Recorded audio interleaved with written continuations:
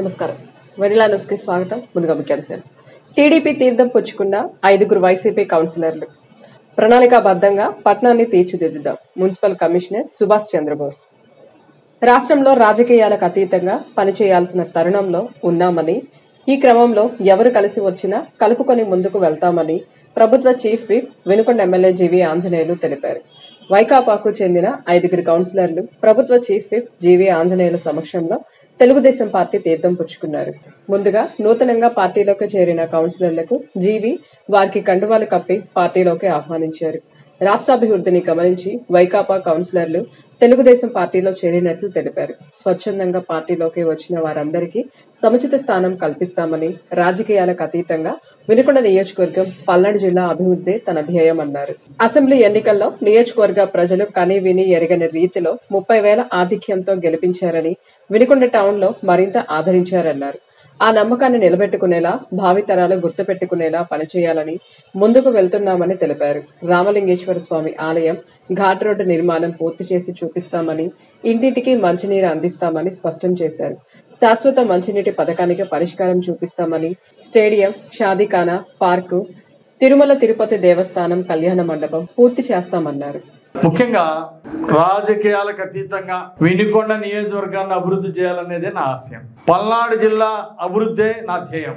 ఈరోజు రాష్ట్రాన్ని స్వర్ణాంధ్రప్రదేశ్గా తీర్చిదిద్దాలనే లక్ష్యంతో చంద్రబాబు గారు ముందుకెళ్తున్నారు.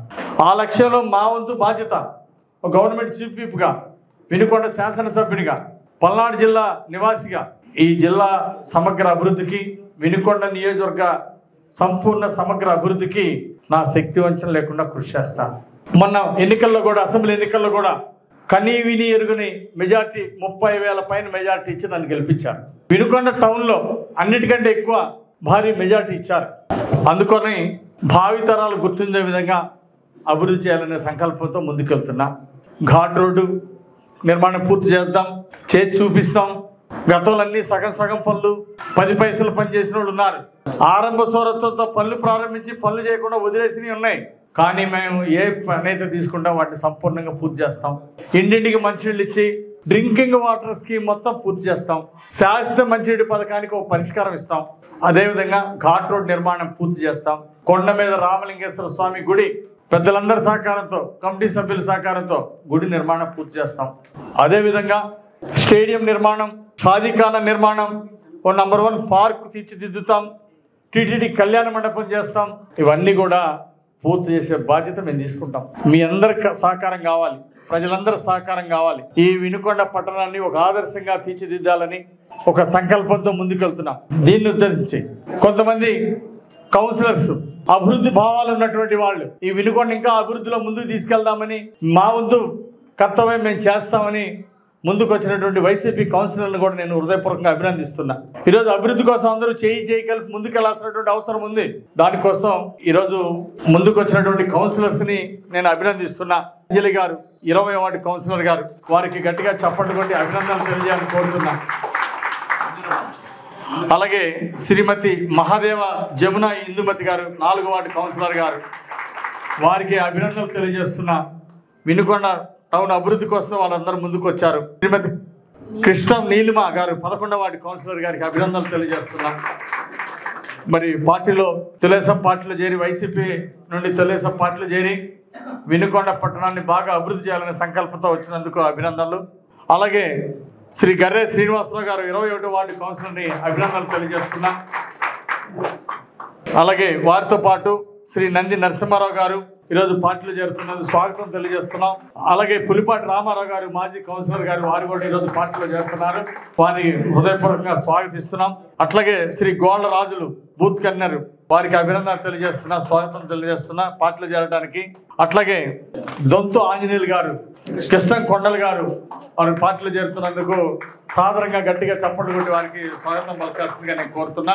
ఆ మంచి లక్ష్మీ సామ్రాజ్యం గారు 2వ సచివాలయం మహిళా కన్వీనర్, నమస్కారం అమ్మా, అభినందనలు, స్వాగతం.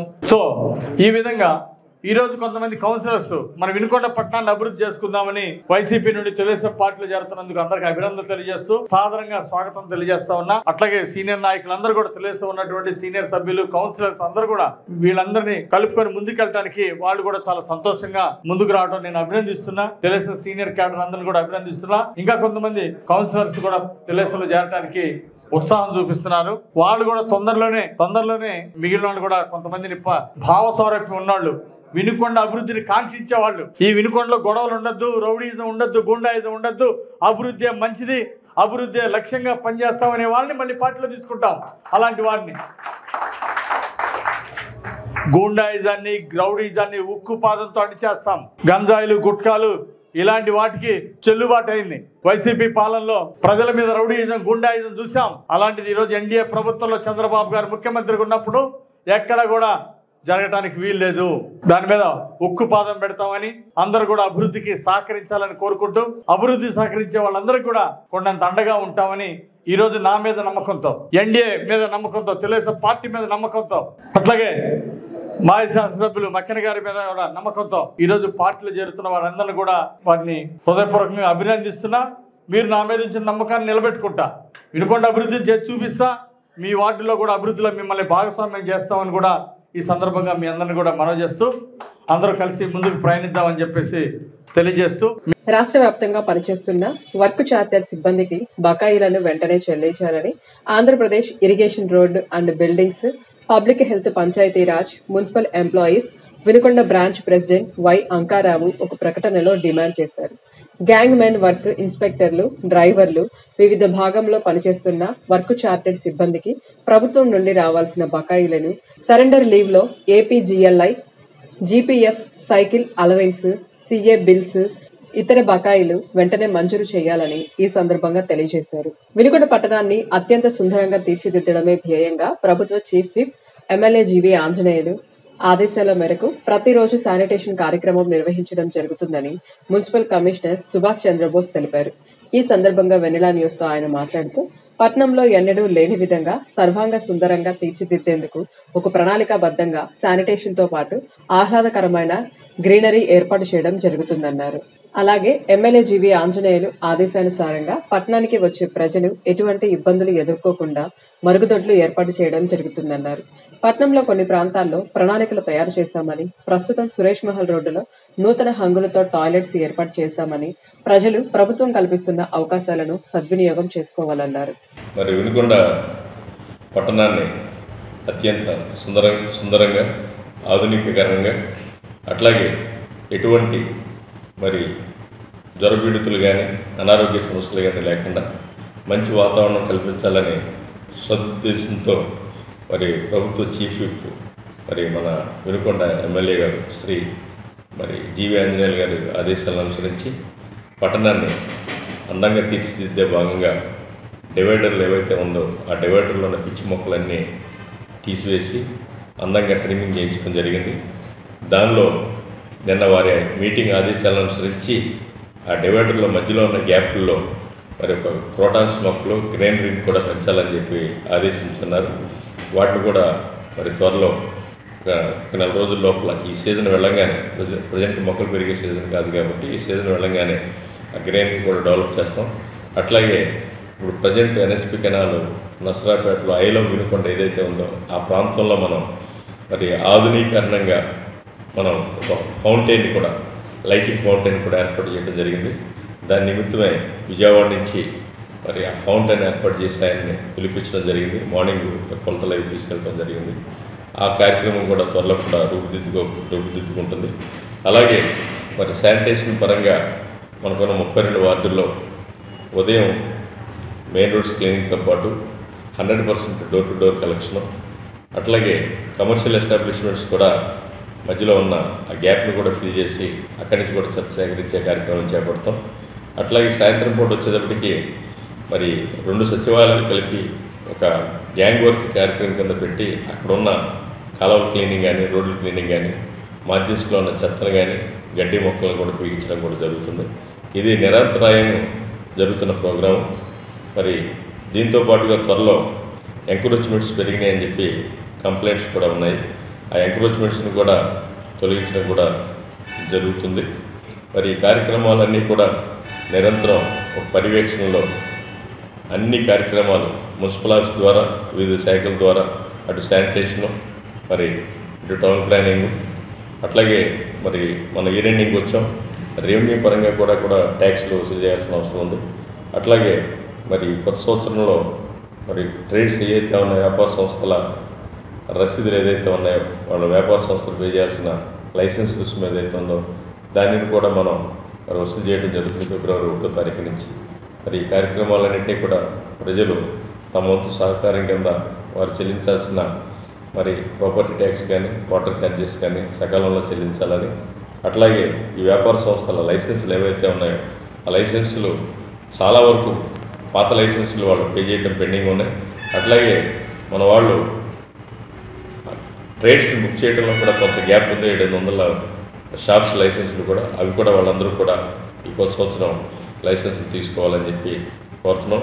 అట్లాగే మరి రాబోయేది సమ్మర్ కాబట్టి మనకున్న SS tank summer storage tank ఏదైతే ఉందో ఆ స్టోరేజ్ ట్యాంకులో రాబోయే 3 నెలలు మరి ఏప్రిల్ మే నెల వరకు మళ్ళీ జూన్ వరకు మరి ఎన్ఎస్పీ నుంచి కృష్ణా కెనాల్ నుంచి వాటర్ వచ్చే వరకు కూడా ట్యాంక్ని పూర్తిగా నింపి మరి పబ్లిక్ కూడా ఎటువంటి అంతరాయం లేకుండా కూడా నీటి సమస్యలు లేకుండా కూడా మరి మంచినీటి సరఫరా కూడా చేయడం జరుగుతుందని చెప్పి తెలియజేసుకుంటున్నాను. అలాగే వినుకొండ పట్టణ ప్రజలకు మరొక సర్వీసు విజ్ఞప్తి ఏంటంటే మనకి ఇక్కడ చుట్టుపక్కల ఉన్న ఒక 15-20 గ్రామాలకి మన వినుకొండ పట్టణం అనేది మరి వ్యాపార సంస్థల కోడలుగా ఉంది కాబట్టి ఇక్కడికి వచ్చే ప్రజలు మరి పబ్లిక్ టాయిలెట్స్ ఉపయోగించే కార్యక్రమంలో ఉన్న లోపాలను సరిదిద్దే కార్యక్రమంలో భాగంగా మరి కొత్త టాయిలెట్స్ నిర్మాణం కూడా చేపట్టడం జరిగింది.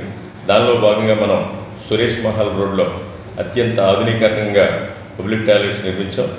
దానిలో భాగంగా యూరినల్స్ కూడా సెపరేట్ చేసాం, విశాలంగా నిర్మించడం కూడా జరిగింది. మరి నిన్న మరి గౌరవనీయులు పూజ్యులు మరి ప్రభుత్వ విప్ గారు దాన్ని పరిశీలించి ఇట్లాంటి టాయిలెట్స్ మరి వినుకొండ పట్టణంలో 4 మూలల నిర్మించాలని వారు కోరారు. వారి ఆదేశాలు అనుసరించి మరి శివస్తూప వెనకాల ఉన్న పబ్లిక్ టాయిలెట్స్ పాతవి ఏవైతే ఉన్నాయో వాటిని రెనోవేషన్ చేసి మరి మన సురేష్ మహల్లో రోడ్లో ఉన్న టాయిలెట్స్ కొత్త నిర్మించడం జరుగుతుంది. అట్లాగే మన మున్సిపల్ పార్క్ ఏదైతే ఉందో ఆ పార్క్ వెనక వైపు ఉన్న ఏరియాలో కూడా మరి టాయిలెట్స్ అవసరం ఉంది. అక్కడ కూడా మరి సురేష్ మహల్ రోడ్ జంక్షన్ కానీ లాయర్ స్ట్రీట్ జంక్షన్ కానీ కలుస్తాయి కాబట్టి అక్కడ కూడా పబ్లిక్ టాయిలెట్స్ అవసరం ఉన్నది కాబట్టి అక్కడ కూడా టాయిలెట్స్ నిర్మాణం చేస్తున్నాం. అలాగే మనకి యూరినల్స్ అనేది ప్రధాన సమస్యగా ఉన్నాయి. సో అందుకని మన ZP high school girls high school మన కారంపూడి రోడ్లో ఉన్న చోట ఒక యూరినల్స్, అట్లాగే ఏనుగుపాలెం రోడ్ జంక్షన్లో ఒక యూరినల్స్ని, సురేష్ మహల్ రోడ్ సెంటర్లో కూడా భవిష్యత్తులో ఈ 3 పాయింట్లో కూడా యూరినల్స్ కూడా ఏర్పాటు చేస్తామని చెప్పి తెలియజేస్తాను. వరికపొడిసెల నిర్మాణాన్ని ప్రస్తుతం ప్రభుత్వం మరిచిపోయిందని మాజీ రాజ్యసభ సభ్యులు సిపిఎం రాష్ట్ర మాజీ కార్యదర్శి మధు తెలిపారు. స్థానిక సిపిఎం కార్యాలయంలో ఏర్పాటు చేసిన విలేకరుల సమావేశంలో సిపిఎం రాష్ట్ర మాజీ కార్యదర్శి మధు మాట్లాడారు. కేంద్ర రాష్ట్ర ప్రభుత్వాలు ప్రజా సంక్షేమాన్ని మరచి కార్పొరేట్ సంస్థలకు తొత్తులుగా మారాయని, ఫిబ్రవరి నెలలో వరికపొడిసెల అభివృద్ధి కోసం ఆందోళనలు చేపడతామన్నారు. అలాగే ముఖ్యంగా వరికపొడిసెల ప్రాజెక్టు శంకుస్థాపనలకే పరిమితమైందని, ముఖ్యమంత్రులు రాజశేఖర్ రెడ్డి, చంద్రబాబు నాయుడు, జగన్మోహన్ రెడ్డిలు పేరుకే శంకుస్థాపనలు చేసి కాలం వెళ్లబుచ్చారన్నారు. అధికారంలోకి రాకముందు చంద్రబాబు ఆదానీతో జగన్ చేసుకున్న విద్యుత్ ఒప్పందాన్ని రద్దు చేసుకోవాలని మాట్లాడిన చంద్రబాబు అధికారంలోకి వచ్చాక మాట్లాడకపోవడం విచారకరమన్నారు. చంద్రబాబుకి పోలవరం, అమరావతి జపం చేస్తూ రాష్ట్ర అభివృద్ధిని మరిచాడని, రాష్ట్రంలోని అన్ని వర్గాల, అన్ని ప్రాంతాల అభివృద్ధి ప్రభుత్వ బాధ్యత అన్నారు. వినుకొండ ప్రాంతం యొక్క అభివృద్ధికి సంబంధించి ప్రభుత్వాలు మారినా దీని భవిష్యత్తు మార్చేదానికి కావాల్సినటువంటి చర్యలు చేపట్టడంలో ఘోరంగా వైఫల్యించింది. దీనికి ఒక పెద్ద ఉదాహరణ వరికపూడిసెల 1,20,000 ఎకరాలు ప్రాజెక్టు. ఎంతో కాలం నుంచి చాలా చిన్న కృషితో 1,20,000 ఎకరాలు సాగులోకి వచ్చేదానికి అవకాశం ఉన్నటువంటి ప్రాజెక్టు ఇది. చెరువులన్నింటిని కూడా నింపేదానికి అవకాశం ఉన్నటువంటి ప్రాజెక్టు. రాజశేఖర్ రెడ్డి శంకుస్థాపన చేస్తాడు, చంద్రబాబు నాయుడు శంకుస్థాపన చేస్తాడు, జగన్మోహన్ రెడ్డి శంకుస్థాపన చేస్తాడు. అయినా దానికి మోక్షం లేదు. మా పార్టీ దీన్ని ఒక పట్టుబట్టి పెద్ద ఎత్తున క్యాంపెయిన్ చేసి ప్రభుత్వం యొక్క మెడలు ఉంచి ప్రాజెక్టును రాబట్టాలని చెప్పేసి నిర్ణయానికి వచ్చింది. అందులో భాగంగానే మా పార్టీ మేమందరం కూడా ఫిబ్రవరి నెలలో మొదటి పక్షంలో పర్యటన చేసి రైతాంగాన్ని సమీకరించి దీని ఆందోళన టేకప్ చేయాలని చెప్పేసాం. ముందు పర్యటన చేస్తాం, సదస్సు పెడతాం, పెద్ద ఎత్తున రైతాంగాన్ని ర్యాలీ చేసి ప్రభుత్వం మీద ఒత్తిడి తీసుకొచ్చి వెంటనే ఈ ప్రాజెక్టుని చేపట్టేటట్టుగా చాలా ప్రాజెక్టులు కొత్త ప్రాజెక్టులు బొల్లాపల్లి అంటారు, 84,000 కోట్ల రూపాయలు అంటారు, ఇంకో ప్రాజెక్ట్ అంటారు. కానీ చాలా కాలం నుంచి వరికుపూడి సెల అనేటువంటి ప్రాజెక్టు ఏదైతే పెండింగ్లో ఉన్నదో ఆ ప్రాజెక్టు ఊసే ఎత్తడం మానేశారు. అందుకని ఈ ప్రాజెక్టుని వెంటనే టేకప్ చేయాలని చెప్పేసి మేము డిమాండ్ చేస్తాం. అందుకోసం మా నాయకత్వం మొత్తం మేమందరం కలిసి తిరిగి నేను స్వయంగా వచ్చి పర్యటన చేస్తాను, ప్రభుత్వం మీద ఒత్తిడి తీసుకొచ్చి దీన్ని సాధించేదానికోసం కృషి చేస్తామని చెప్పేసి. ఆపదలో ఉన్నవారిని ఆదుకోవడం కూటమి ప్రభుత్వ ధ్యేయమని, అధికారంలోకి వచ్చిన వెంటనే యంత్రాంగం వేగంగా స్పందిస్తోందని ప్రభుత్వ చీఫ్ విప్ వినుకొండ ఎమ్మెల్యే జీవి ఆంజనేయులు అన్నారు. వనికుంటలో మంగళవారం జరిగిన అగ్ని ప్రమాదంలో బచ్చినబోయిన ఆంజనేయులు షేక్ నన్నేశాలకు చెందిన 2 పూరిళ్లు దగ్ధమయ్యాయి. అగ్ని ప్రమాదంలో కాలిపోయిన 2 ఇళ్లు, గాయపడిన గేదెలను పరిశీలించారు. అనంతరం శివశక్తి ఫౌండేషన్ తరపున బాధితులకు 10,000 రూపాయల చొప్పున ఆర్థిక సాయంతో పాటు వంట సామాగ్రి, నిత్యావసర సరుకులు, బియ్యం, దుస్తులు అందించారు. అగ్ని ప్రమాదంలో నిరాశ్రయులైన 2 కుటుంబాలకు శాశ్వత ఇల్లు నిర్మించి ఇస్తామని వెల్లడించారు. ప్రభుత్వం తరపున అందాల్సిన ఆర్థిక సాయాన్ని త్వరగా అందజేయాలని సంబంధిత అధికారులతో ఫోన్లో మాట్లాడి ఆదేశించారు. ఇంతటితో వెనిలా న్యూస్ సమాప్తం. తిరిగి రేపటి వెనిలా న్యూస్లో కలుసుకుందాం. నమస్కారం.